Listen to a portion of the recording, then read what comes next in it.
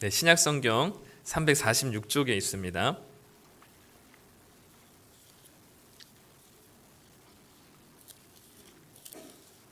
디모데후서 4장 1절부터 8절까지 말씀.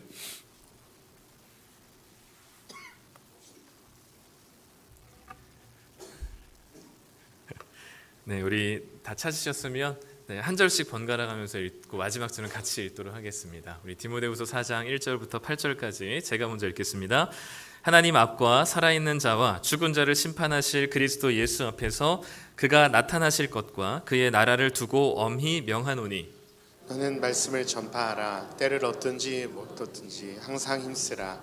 범사의 오래 참음과 가르침으로 경책하며 경계하며 권하라. 때가 이르리니 사람이 바른 교훈을 받지 아니하며 귀가 가려워서 자기의 사욕을 따를 스승을 많이 두고 또 그 귀를 진리에서 돌이켜 허탄한 이야기를 따르리라. 그러나 너는 모든 일에 신중하여 고난을 받으며 전도자의 일을 하며 내 직무를 다하라. 전제와 같이 내가 벌써 부어지고 나의 떠날 시각이 가까웠도다. 나는 선한 싸움을 싸우고 나의 달려갈 길을 마치고 믿음을 지켰으니 이제 후로는 나를 위하여 의의 면류관이 예비되었으므로 주 곧 의로우신 재판장이 그날에 내게 주실 것이며 내게만 아니라 주의 나타나심을 사모하는 모든 자에게 도니라. 아멘. 네, 우리 예배 함께 하시는 우리 모든 성도님들을 환영하고 축복합니다. 네. 우리 1부 예배도 한 60명 이상 되시는 성도님들이 또 예배 드리시고 2부 예배도 거진 또 이렇게 채우셔서 함께 예배해서 너무 기쁘고 감사합니다. 네, 성경 찾으라 했더니 중고등부 딱 3명 있는데 애들이 제 얼굴을 보고 있더라고요. 계속. 그래서 눈이 마주쳐가지고 웃었습니다. 어제 설교 준비하다가 이제 저희 애들을 재워야 돼가지고 애들과 함께 침대에 누워가지고 이렇게 애들 위해서 기도해주고 재우고 있었는데 첫째가 물어보더라고요. 아빠는 수학 숙제 하는 거랑 설교 준비하는 거랑 둘 중에 뭐가 더 쉬워? 이렇게 물어보더라고요. 그래서 저는 수학을 정말 끔찍하게 싫어하기 때문에 그래도 설교 준비하는 게 또 낫지 않을까 이제 이렇게 얘기했더니 자기는 수학 문제 푸는 게 더 낫대요. 그래서 이유가 뭐냐고 물어봤더니 수학 숙제는 안 하면 선생님 한 명한테 혼나지만 설교는 준비 안 하면 200명 성도님들한테 욕먹잖아 이런 거죠. 그래서 갑자기 잠이 확 깨더라고요 그때. 그래서 설교 준비를 이 밤에 마치긴 했는데 늘 설교 준비하면서 고민입니다. 제가 특별한 다양한 경험이 없어서이기도 하고 뭔가 설교가 이게 무슨 내용인지를 설명해 드리는 거는 쉬운데 이게 정말 성도님들의 삶에 정말 이게 말씀의 기준이 되어서 정말 이게 내 삶에 무슨 의미가 될까, 이게 진짜 이 말씀이 나한테 어떻게 살도록 우리를 움직일까를 고민하게 하는 게 사실 설교인데 이거를 그냥 해석만 해주고 그런 고민들이 하지 않게 되는 건 아닌가라는 생각들 때문에 어떻게 하면 성도님들의 삶에 깊이 말씀이 좀 적용되게 될 수 있을까, 좀 내 말씀처럼 가까워질 수 있을까를 좀 고민하게 됩니다. 근데 그게 제일 부족하거든요. 그래서 늘 설교 준비할 때마다 어렵긴 하지만 오늘 말씀도 우리 좀 준비하면서 같이 나눌 때 이게 그냥 붕 뜬 어떤 저 먼 이야기이기보다는 정말 내 실제 생활 가운데 또 내 인생 가운데 이 말씀이 어떤 의미가 되고 나를 어떻게 변화시키는지를 좀 고민하면서 함께 말씀을 들어주시면 좋겠습니다. 우리 인생을 여러 가지 모습으로 비유를 많이 합니다. 여행으로도 비유하기도 하고요, 다양하게 비유하기도 하는데 개인적으로 저는 이 모래시계라는 이 비유가 좀 적당하다 싶습니다. 이 모래시계는 요즘은 잘 안 쓰죠. 장식용이나 인테리어처럼 사용하긴 하지만 실제로 모래시계를 사용하지는 않습니다. 우리에게 너무 익숙한 디지털 시계가 있기 때문인데, 모래시계만이 가지고 있는 두 가지 특징이 있다면 한 가지는 시간이 끝이 있다는 사실을 보여주는 아주 시각적인 효과가 있는 것 같습니다. 디지털 시계는 배터리를 뽑지 않는 이상, 전기 코드를 뽑지 않는 이상 시계가 계속해서 흘러가요. 시간이 흘러갑니다. 그러니까 시간이 영원할 것 같아 보여요, 디지털 시계를 보면. 근데 모래시계를 보면 모래라는 한정적인 그 모래가 밑으로 다 떨어질 때까지 그 시간이 그 모래가 다 떨어지면 끝이 있다는 사실을 이 모래시계를 통해서 볼 수 있는 거죠. 또 두 번째로 이 모래시계의 특징은 뭐냐면 그 떨어진 모래가 어디 날아가거나 흩어지거나 허공 속으로 들어가는 게 아니라 바로 밑에 고스란히 쌓여 있는다는, 그러니까 지나간 시간이 어디 가지 않고 고스란히 쌓여 있다는 것을 보여지게 돼요. 그래서 어떻게 사는 것이 중요한가라는 것들을 모래시계를 통해서는 조금 더 시각적으로 잘 보여주는 것 같습니다. 모래시계의 그 윗부분이 비는 만큼 우리 남은 시간이 얼마 없다는 사실을 느끼게 될 텐데, 벌써 2023년이라는 모래시계도 윗부분이 상당히 사라진 9월을 지내고 있습니다.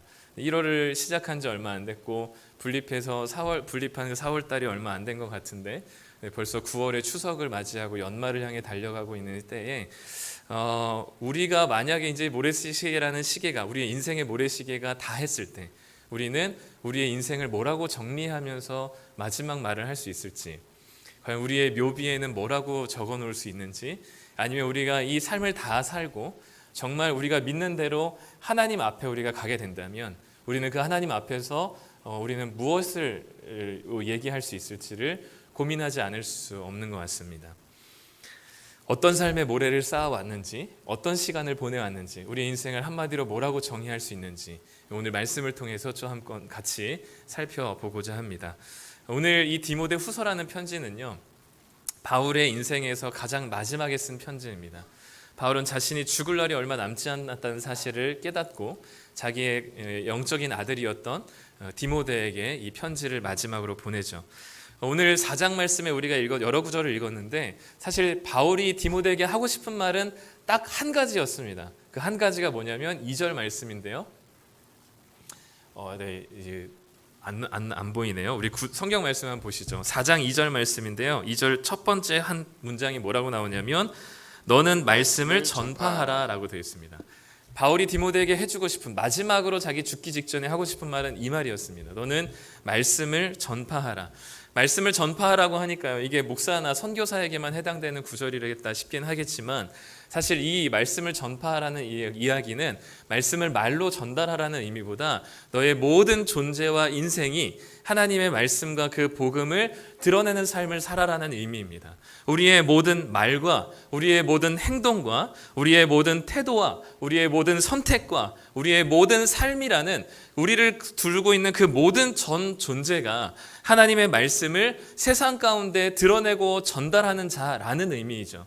그렇기 때문에 말씀을 전파하라 라는 이 말은 나가서 길에 나가서 전도하라 라는 의미보다 훨씬 더 넓은 의미로 너희들의 모든 삶이 하나님의 말씀을 너희들을 통해서 전달되어야 한다. 하나님의 말씀이 우리를 통해서 세상 가운데 드러내져야 한다는 말을 말씀을 전파하라 라는 의미입니다.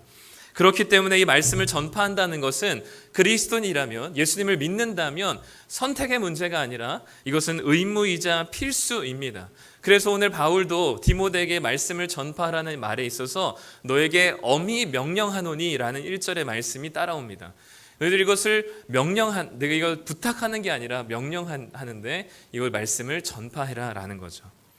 그런데 중요한 건 뭐냐면 말씀을 전파할 만한 좋은 때가 없다는 것입니다. 오늘 2절 말씀에 너는 말씀을 전파하라 라고 하고 나서 뭐라고 얘기하냐면 때를 얻든지 못 얻든지 항상 힘쓰라 라고 얘기합니다. 그리고 3절에서는 때에 대한 이야기를 한 번 더 하는데 3절 말씀에 보면 이렇게 기록이 되어 있어요. 때가 이르리니 사람이 바른 교훈을 받지 아니하고 귀가 가려워서 자기의 사욕을 따를 스승을 많이 두고 귀를 진리에서 돌이켜 허탄한 이야기를 따르리라. 자, 2절에서는 분명히 때를 얻든지 못 얻든지 말씀을 전파하라 라고 했습니다. 말씀을 전하기에 좋은 때가 있든지 아니면 그 때가 없든지 상관하지 말고 전하라는 것이죠. 그런데 그 때가 곧 이르게 될 텐데 어떤 때가 이를 것이냐면 사람들이 잘 듣지 않아요. 사람들이 기독교의 복음을 웰컴하지 않습니다. 그러니까 한마디로 이야기하면 기독교 역사 속에서 이 하나님의 말씀을, 복음을 환영하며 받아들인 경우는 없었습니다. 그 어떤 때도 하나님의 말씀을 전파하고 그 말씀대로 살아내는 삶을 살기 쉬운 때는 없었습니다. 예수님께서 부활하신 이후로 교회가 시작된 교회의 온 역사들을 봐서도 이 복음이 환영받고 하나님 말씀대로 사는 사람이 평안하고 기쁘고 편안하고 안락하게 살았던 적이 없었습니다. 그렇기 때문에 때를 얻든지 못 얻든지는 그냥 중요한 말이 아니라 좋은 말씀을 전달되게 또 말씀을 웰컴하는 때를 기다렸다가 사람들이 말씀을 호의적으로 복음을 받아들일 때를 기다렸다가 말씀을 전하라는 의미가 아니라 항상 지금까지 때는 얻지 못했다. 복음을 전하고 복음이 환영받았던 때는 없었기 때문에 지금 당장 너에게 주신 그 말씀을 전파하라는 의미입니다.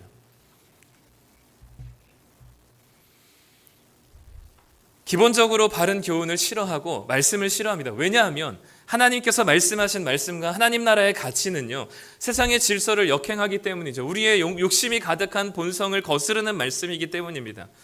세상의 질서는 내 것을 소유하고 더 많은 것을 가짐으로 행복을 얻고 만족을 얻고 내 주머니가 가득해야 되고 어떻게 하면 내 땅 한 평, 집 한 평, 화장실 하나, 그리고 우리 통장에 공 하나가 더 붙어야 하는 것이 우리의 목적이고 목표이고 그것이 우리로 하여금 안정감을 준다고 얘기하고 한강 뷰에 더 좋은 곳에 높은 곳에 살아야 된다고 얘기하는 것이 세상의 질서라면, 그리고 힘이 강한 사람이 살아남는 것이 이 세상의 질서라면 하나님 나라는 연약한 자를 들어서 강한 자를 부끄럽게 하시고 없는 자를 통해서 하나님의 나라를 확장해 가시고 당신의 나라들을 이끌어 가시기 때문인 것이죠.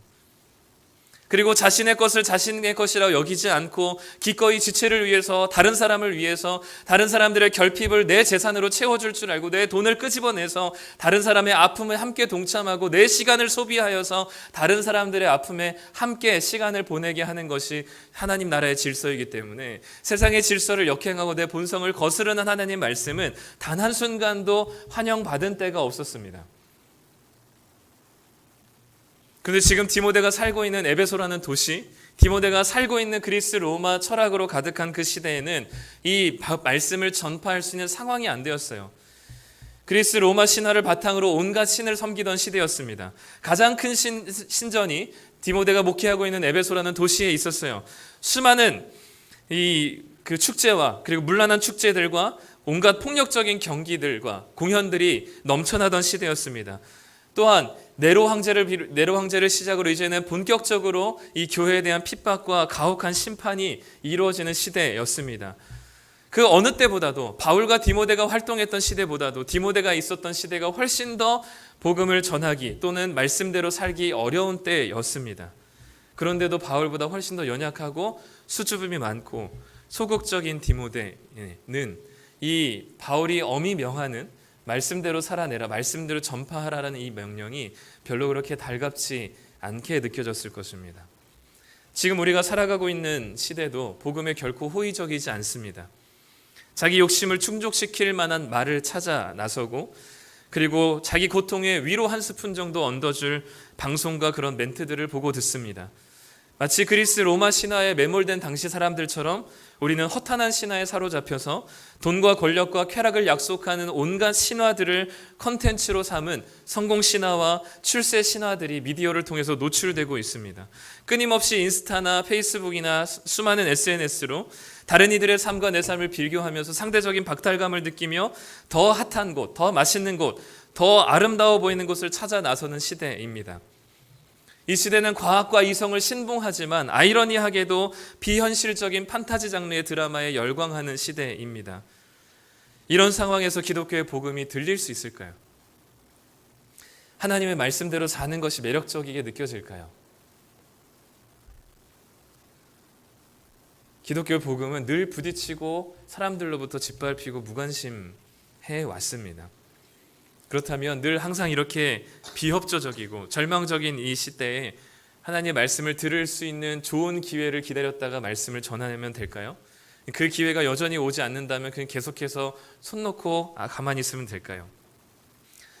오늘 말씀의 2절에서는 이 복음을 전하라라고, 전파하라, 말씀대로 살으라라고 얘기하면서 때를 얻든지 못 얻든지 힘쓰라, 항상 힘쓰라고 얘기합니다. 우리는 이 말을 조금 오해해서 상대방이 어떤 상황이나 어떤 마음인지 우리가 고려하지 않고 그냥 무작정 들이밀고서는 복음을 그 귀에 때려박으면 된다고 생각했어요. 그런데 이거는 그렇게 무례하게 전도하라는 이야기가 아닙니다.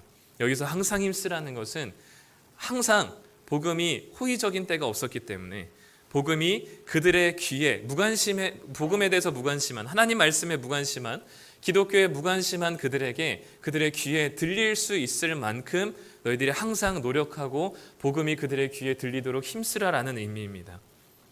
지금은 교회로 막 몰려드는 시대는 아닙니다.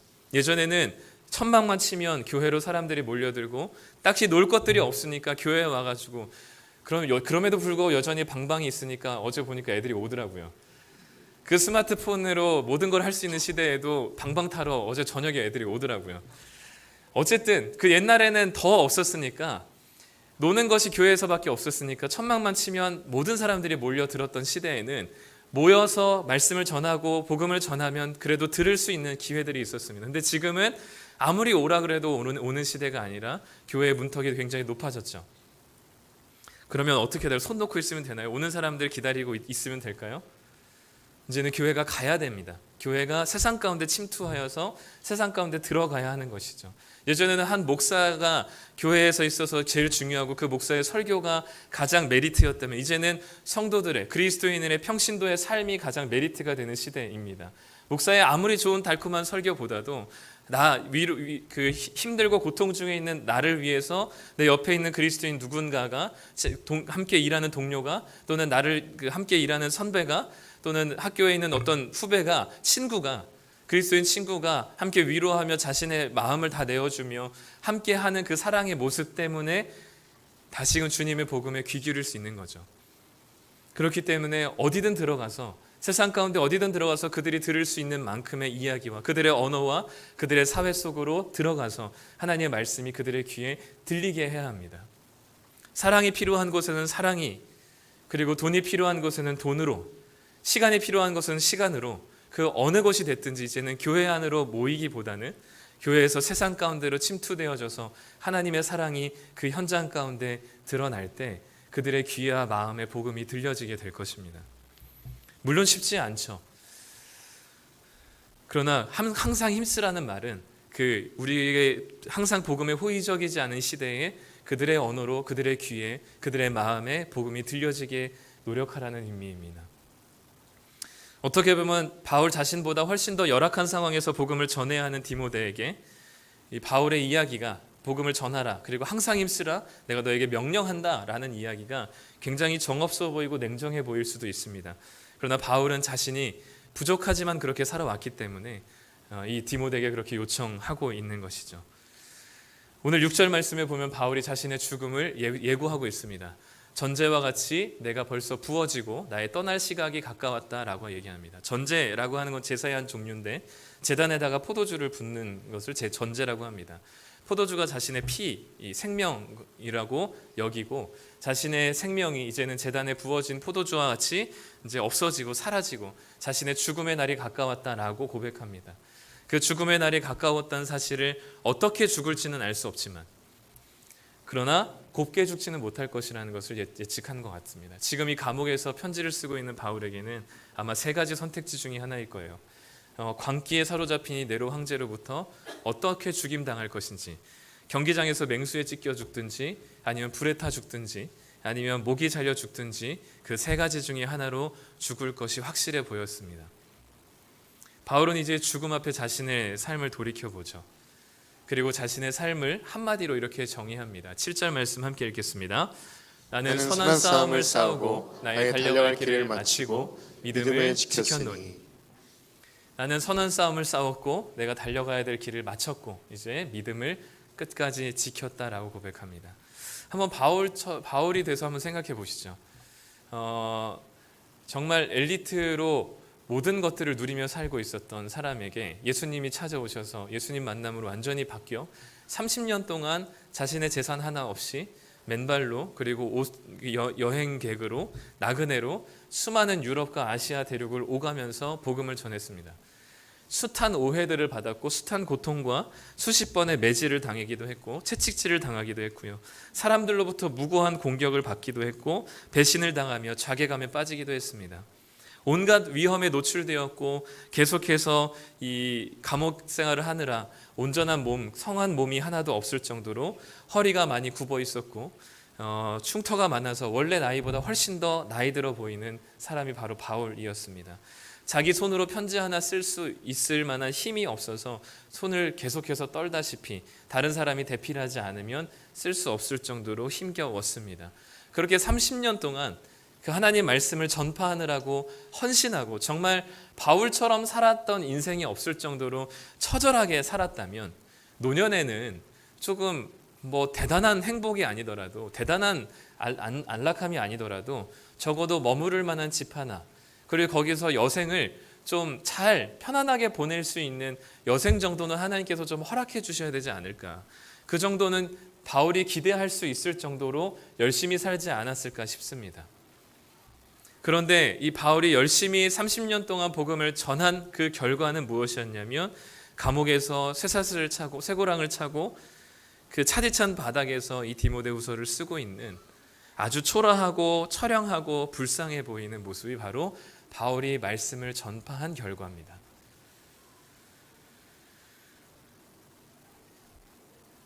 그런데 이 바울의 이 평생을 주님께 헌신하여서 복음을 전했던 그 결과가 감옥바닥이었고 처량하고 불쌍하고 초라한 그 모습이었지만 마지막 바울이 쓴 이 디모데후서라는 편지에는 하나님을 원망하거나 뭔가 이 땅에 미련이 남아 보이는 모습들은 한 가지도 없는 것 같아 보입니다.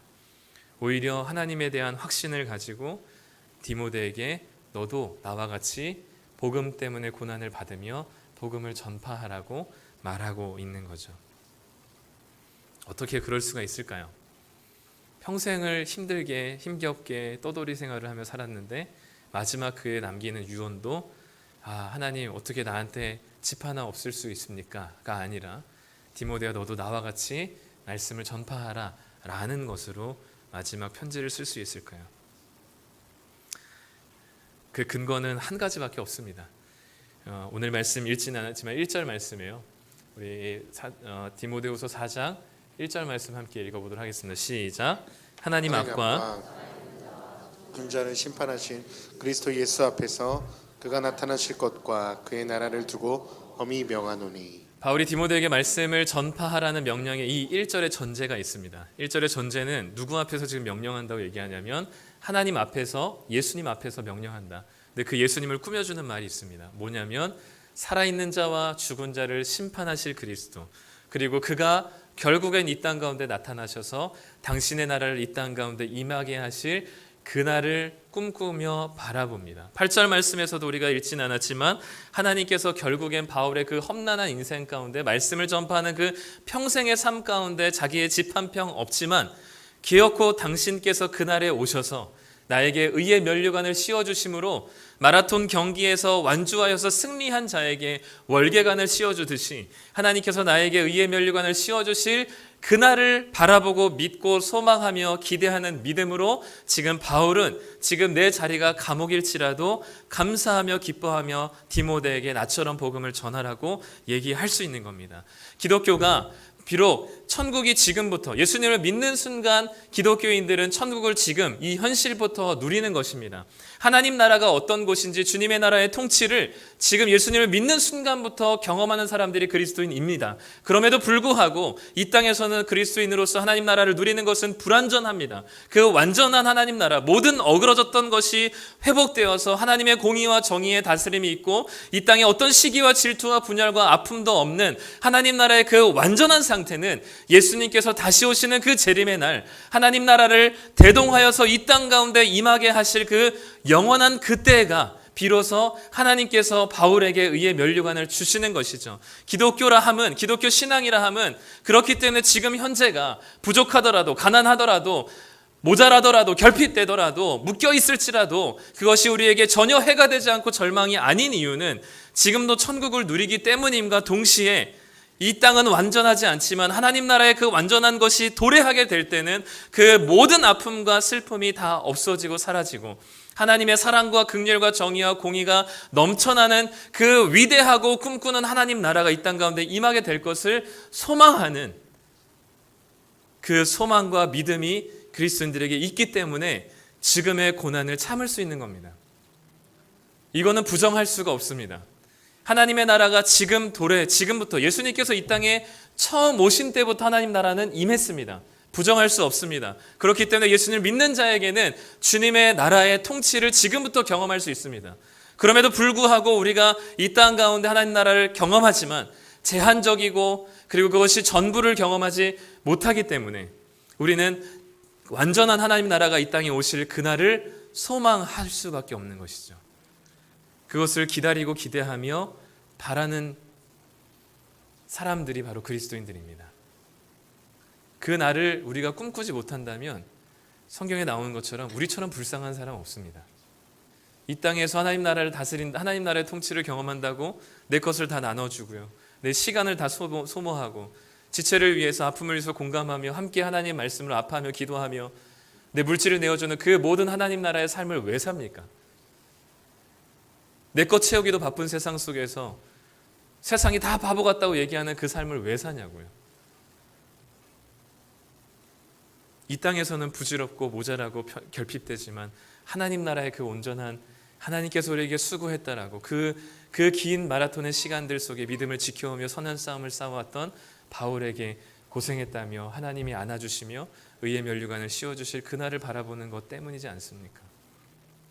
그 일제시대와 6.25 시대에서도 우리 믿음의 선배들이 그 믿음을 지킬 수 있었던 유일한 근거는, 동의는 지금은 고통스럽지만 하나님 나라가 이 땅에 주님이 다시 오시게 되는 그날에 우리의 모든 아픔과 슬픔을 씻기시고 다시 온전한 하나님 나라를 이 땅 가운데 임하게 하실 그날을 바라보는 믿음이 아니고서는 도저히 지금의 고통과 고문과 고난을 견뎌낼 수 있는 재간이 없는 것입니다. 그렇기 때문에 바울도 지금 내 수중에 돈 한 푼 없고 집 한 평 없는 것 때문에 원망하기보다 그때 하나님께서 우리에게 선한 싸움을 다 마치고 잘 싸웠다라고 하시는 그 주님의 그 귀한 응답 앞에 그때를 바라보며 디모데에게 말씀을 전파하라 라고 얘기할 수밖에 없는 거죠. 제가 좋아하는 책 중에 인스타그램에는 절망이 없다라는 책이 있습니다. 요즘 이제 20, 30대들의 사고방식들을 어떤 삶을 생각을 하고 살아가는지를 아주 잘 보여주는 베스트셀러인데요. 여기서 얘기한 여기 이 작가의 말 중에 이 지금 살아가는 이 세대는 고통 없는 사회를 추구하는 것 같다라는 말이 있습니다. 힘들지 않은 삶, 편안한 삶, 결핍되지 않은 삶, 부족하지 않은 삶, 넉넉한 삶이 우리에게 행복을 가져다 주고 그것이 우리에게 만족함을 준다고 생각하며 살아가는 세대이죠. 그래서 조금이라도 어렵거나 조금이라도 실패하게 되면 거기에 아주 고꾸라지거나 아주 자신의 인생이 다 망해버렸다고 포기하는 것들이 지금 젊은 세대들의 모습이다라고 이 책에서는 해석을 하고 있습니다. 저도 일면 동의를 합니다. 근데 그렇게 살아가는 삶이, 그러니까 가져서 그리고 힘들지 않고 편안한 삶을 사는 것이 그리고 그 고통 없는 사회가 우리가 꿈꾸는 세상이고 사회라고 그것이 또 우리에게 만족을 가져다 준다고 생각하지만 사실 우리는 이미 알고 있습니다. 인생의 행복과 의미는 힘들지 않은 데서 오는 것이 아니라 가치 있는 일에 시간과 돈과 에너지를 사용할 때 온다는 것을 우리는 알고 있습니다. 지난주에도 끄트머리에 잠깐 얘기했듯이 그 스타트업 기업을 운영하는 그 사장님의 CEO들에게는 자신의 전세 자금이랑 다 자신의 모든 돈을 다 그동안에 모아뒀던 모든 돈을 다 이 스타트업 회사를 창업하는 데 다 꼬라박는데도 불구하고 그들의 눈에는 빛이 나요. 삶의 동력이 있습니다. 삶의 활력이 있습니다. 삶의 동기가 생겨요. 왜냐하면 거기에 내가 가치 있다고 생각하는 것에 자신의 시간과 돈과 에너지를 사용하기 때문입니다. 그렇기 때문에 우리에게는 고통이 없는 삶이 우리에게 행복을 가져다 준다고 우리는 착각하고 있지만 사실은 우리는 알고 있습니다.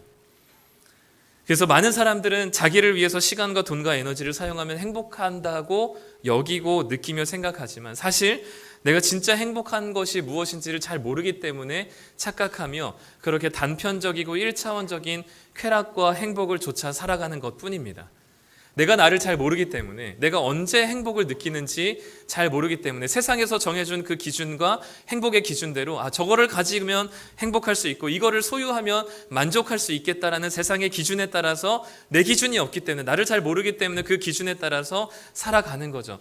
근데 가졌더니 잠깐은 만족스럽고 잠깐은 괜찮아요. 잠깐은 즐겁습니다. 그러나 그것이 나보다 더 많이 가진 사람이 있으면 더 불행해질 수 있고요. 그걸 위해서 더 많이 소유하고 내 주머니를 채우기 위해서 애써 살아가는 삶이 지금의 우리가 살아가는 삶의 모습입니다. 진짜 나를 잘 모르기 때문이죠. 내가 뭐 할 때 행복함을 느끼는지. 여러분 성도님들 쉴 때 뭐 하시면서 쉬시나요? 대부분 스마트폰을 보시면서 쉬실 겁니다. 근데 어떤 라디오를 들으면서 어떤 교수님이 그러더라고요. 사실 쉴 때 스마트폰을 보면서 쉬는 것은 진짜 쉬는 게 아니래요.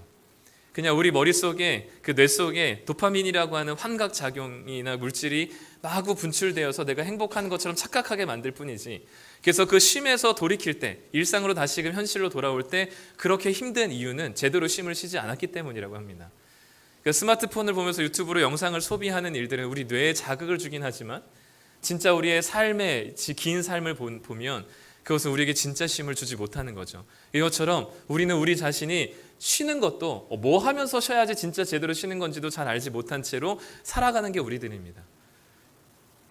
그렇기 때문에 우리가 뭘 하면서 행복함을 느끼고 정말 인생답게 살아갈 수 있는지 우리 자신을 잘 모르는 상태에서 살아가니까 세상에서 결정한 기준과 가치를 따라서 살아갈 수밖에 없는 거죠. 그렇다면 우리가 내가 뭘 좋아하는지, 내가 뭐 할 때 진짜 사람답다고 느껴지는지를 깨닫고 알기 위해서는, 진짜 내가 누구인지를 제대로 알기 위해서는 어떻게 해야 되냐면, 유일한 방법은 성경에서는 나보다 나를 더 잘 아시고 나보다 나를 더 사랑하시는 그리스도의 사랑을 깊이 경험하는 은혜밖에 없다라고 말씀합니다.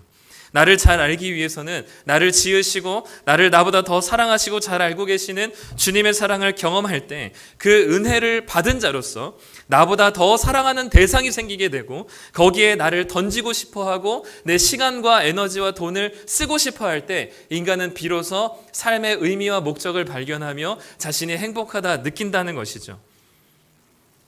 그런데 이걸 잘 모르기 때문에 사람들은 자신의 만족을 위해서, 자기 자신을 위해서 시간과 돈과 에너지를 계속해서 소모하고 소비합니다. 거기에는 영원한 만족과 기쁨이 아니라 무료함과 부질없음이 늘 따라오게 되는 것이죠. 그러나 나보다 나를 더 사랑하신 주님의 은혜를 경험한 사람들은 이제 그 주님이 꿈꾸시는 꿈을 꾸게 됩니다. 하나님의 뜻을 이루어가는 것에 있어서는 내 인생에 비전이 생기게 됩니다. 내 꿈, 내 것을 추구하며 내 만족과 찰나의 쾌락을 위해서 소비했던 그 모든 돈과 시간과 에너지를 이제는 하나님의 꿈과 하나님의 나라를 위해서 자신이 통로가 되는 기쁨을 누리게 되는 것이죠. 하나님이 지금 이 땅에서 원하시는 것이 무엇인지에 초점을 맞추게 되고 거기에 자신의 시간과 돈과 에너지를 쏟아붓고 싶어 합니다. 세상이 보기에는 그 쏟아붓는 것이 다 없애버리는 것이고 소비하는 것 같아 보이는 어리석은 행동일지 모르겠지만 그 스타트업의 CEO가 자신의 모든 돈을 자신의 스타트업 회사에 때려박음으로써 기뻐하는 것처럼 하나님 나라를 위해서 돈과 시간과 에너지를 쏟아부음으로써 주시는 하나님 나라의 기쁨을 누리게 되는 것이죠. 그렇기 때문에 하나님 나라라는 그 주님의 꿈이 내 비전이 되고 그것을 위해서 오늘 일상을 살아가게 됩니다. 공동체와 가정과 직장과 사회 안에서 하나님이 원하시는 일이 무엇인지를 바라보고 순종하게 됩니다. 물론 그것은 힘들지 않다면 거짓말이죠. 숨이 턱까지 차오릅니다. 마라톤 경기에 있는 것처럼 당장에도 포기하고 싶을 만큼 근육이 올라옵니다. 그런 힘겨운 싸움이요. 예수님도 십자가의 그 사명이 편안하지만은 않았습니다. 예수님의 그 십자가가 항상 가슴 뛰는 벅찬 일들만은 아니었어요. 할 수만 있으면 십자가가 없었으면 좋겠다라고 기도하셨습니다. 그러나 은혜를 받은 자에게, 나보다 나를 더 사랑하시는 하나님 아버지 은혜를 경험한 자에게 생기는 것이 한 가지인데 그게 사명입니다. 그 어떤 돈으로도 바꿀 수 없는, 그 어떤 집을 가져서도 소유하서도 채워지지 않는 하나님 나라라는 그 꿈을 위해서 달려가는 그 거룩한 사명이야말로 내 시간과 돈과 에너지를 다 소비하더라도 그것이 아깝지 않은 것이죠. 그리고 그 하나님 나라가 내가 머무는 곳에서 그 주님의 통치와 다스림이 임하게 되는 것을 보게 될 때 우리는 기필코 주님께서 다시 오셔서 이 무너지고 어그러지고 망가져버린 이 지옥 같은 세상에 하나님 나라가 완성되는 그 모습을 꿈꾸며 그것을 바라보며 그때 주님께서 주실 의의 월계관을 주님의 은혜 가운데 바라보며 살아갈 수 있는 것이 바로 바울이 복음을 전한 삶이었습니다.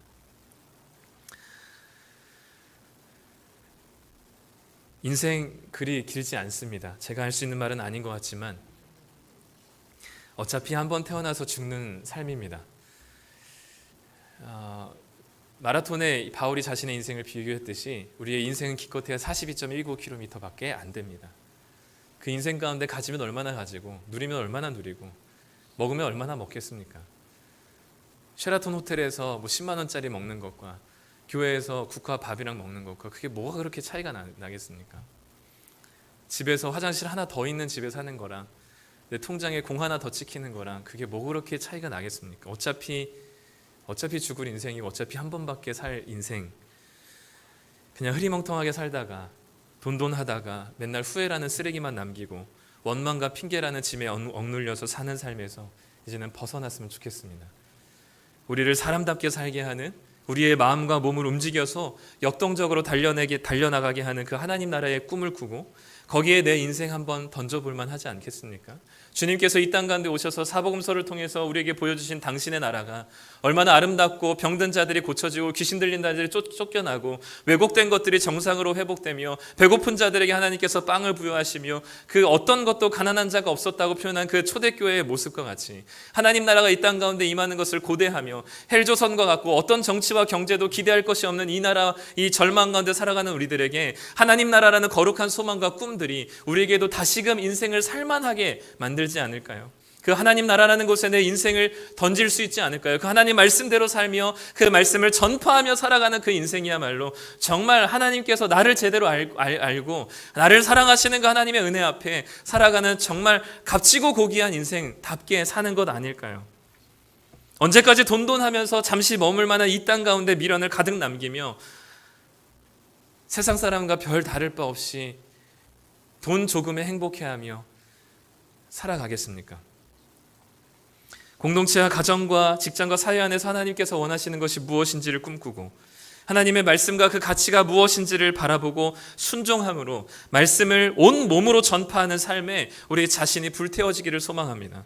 예수님으로부터 시작된 복음이 이제는 바울에게서 시작된 복음이 또 디모데에게 전해졌습니다. 디모데에게 맡겨진 복음이 이제는 그 다음 세대로 전해져서 이제는 그 말씀이, 그 복음이 우리에게 맡겨졌습니다. 우리에게 이 맡겨진 말씀을 외면하는 시대에도 우리는 그 말씀을 전파하고 그 말씀을 살아내는 시간들을 허투루 보내서는 안 됩니다. 모래시계의 모래가 얼마 남지 않았습니다. 그 시계들이 끝날 때, 그 모래가 끝날 때 우리는 바울과 같이 주님 앞에 나아가면 뭐라고 고백할 수 있을까요? 말씀을 외면하는 이 시대에도 여전히 말씀을 따라 사는 삶을 포기하지 마십시오. 그 여정의 끝에서 바울과 같이 고백되길 소망합니다. 내가 선한 싸움을 싸웠고 이 달려갈 길을 다 마치고 믿음을 지켰다라고 고백하며 하나님 앞에 자신의 인생을 내어드린 그 귀한 삶이 얼마나 값진 인생인지를 하나님께 고백하고 드려지는 삶이 되기를 소망합니다. 프로 바둑 기사들은 한번 대국을 하고 나면 그 승패를 상관없이 특히 패배한 사람들은 늘 그것을 복귀를 합니다.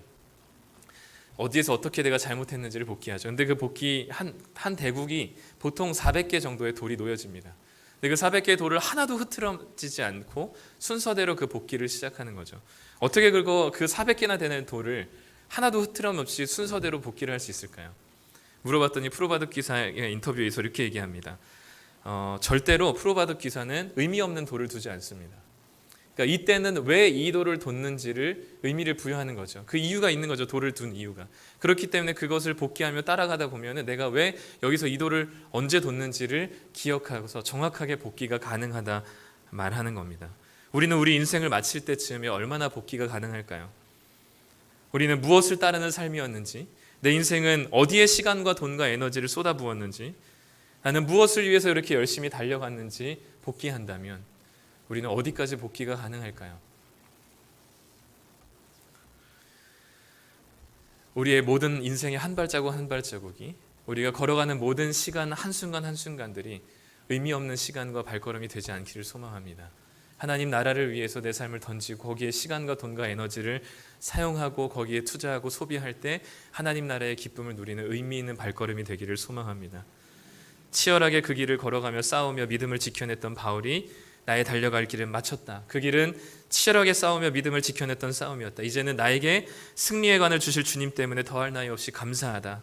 하나님의 은혜였다. 디모데야, 힘써 말씀을 전파하고 복음 때문에 고난을 받으라 라는 이 말에 우리가 반응하여서 하나님 나라의 백성답게 우리의 온 존재가 전 삶이 하나님 나라의 가치와 말씀을 따라 순종하며 살아가는 삶이 되시기를 간절히 소망합니다.